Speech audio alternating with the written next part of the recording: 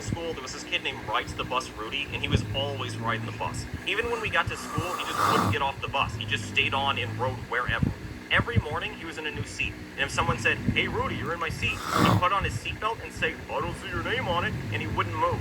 He would also stand up in the aisle while the bus was moving, and the driver would stop the bus and say, "I'm not driving until everyone's sitting down. That means you, Rudy." She sounded like that because she smoked, you know? And then I'd be like, "Rudy, sit your ass down so we could go," but Rudy just wouldn't listen.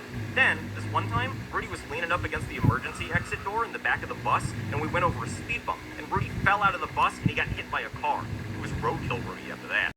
There was this kid named Tyler Tylenol, the son of the founders of Tylenol. I heard that when his mom was pregnant, she would eat Tylenol for every meal. And when he was a baby, his mom would bottle feed him Tylenol. And when he was having trouble sleeping, his mom would give him Tylenol PM every night. At school, Tyler Tylenol would bring a lunchbox full of Tylenol. He was socially awkward, but I was friends with him. He was really smart, and he would help me with my homework. When the fire alarm would go off, he would scream and run out of the classroom. I guess he was just really afraid of dying in a fire. I was actually on the wrestling team with Tyler Tylenol, and he was very strong. He fought our rival school's best wrestler, Andy Advil, who had his signature move, the Fever Reducer.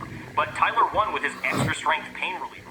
Tyler also won our school spelling bee by spelling the winning word, acetaminophen. School with Slim Jim, the creator of the Slim Jim. Yeah, everybody always made fun of him for how slim he was. They'd be like, "Oh, Jim, you're so slim." And then he said, "One day, I'm gonna make a sausage that's as slim as I am." And they said, "That's crazy, Jim. Nobody's ever gonna eat me." It's that f***ing slim. And he said, "I'll show you. I'll show all of you." And then he ran out and looked. There was this kid named Waldo. He wore this red striped shirt, glasses, and an inverted Santa hat. He was really weird. Well, anyway, this guy would always go missing. We would be sitting in class, and the next thing you know, the teacher's asking, "Where's Waldo?" No one knew where he went. They would put the school on lockdown and look for him. They would check the bathrooms, the cafeteria, the gym. He was nowhere to be found. The whole town started looking for him. Missing posters all over the city, police helicopters, they checked the river. People started wondering if he got kidnapped. The police literally found 13 missing children while looking for Waldo. His parents were on the news crying and begging for Waldo to come home. And then after 6 months, the police ended the search and pronounced him dead. They had a funeral and everything.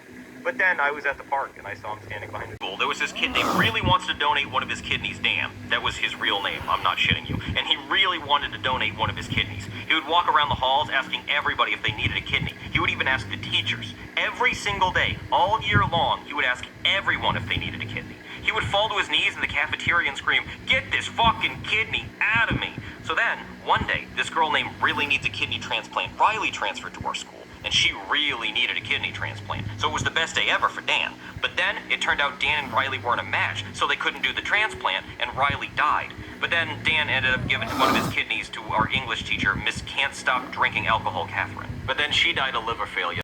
Garden, we would always eat marbles. We weren't supposed to, and for legal purposes, I should say you shouldn't either, because they could cause an obstruction in your bowels and you could die. But for my made-up story, I used to eat marbles all the time. Other kids would eat cereal for breakfast, but I would eat a bowl of marbles. There was this one girl named Mabel the Marble Muncher. She would keep a pack of marbles in her pocket like they were Skittles. Whenever she used the bathroom, it sounded like she was shooting up the bathroom with a BB gun. Her shit looked like Reese's Puffs. One day, she challenged me to a marble eating contest, and I said, "You really want to do this, bitch?" But the teacher heard me, and I got suspended, so I didn't actually get to beat her in the marble eating contest. And when I got back to school from being suspended, she had already moved